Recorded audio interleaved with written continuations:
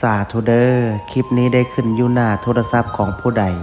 ขอให้พระภูมิเจ้าที่พระแม่ธรณีเจ้าทางจงเปิดประตูเงินแสนอยู่บ้านจงเปิดประตูเงินล้านอยู่เฮือนลูกหลานเฮ็ดหยังจงราบรื่นทุกประการจงอย่าของอย่าฆ่านึกคิดอันใดจงมาคว้าเอาอันใดจงไดพระอินทร์ขอให้มาทรงพระพรหมขอให้มารักษาเทวบุตรเทวดาขอให้มาคุ้มครอง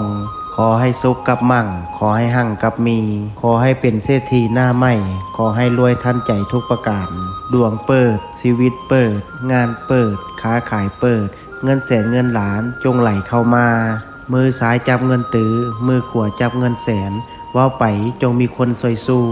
กูเข้ามาบ่มีวันร่มจมขอให้ฟูขึ้นน้ำเต็มพังมั่งมีคือเศรษฐีทั้งหลายนอนไซนอนจ่าย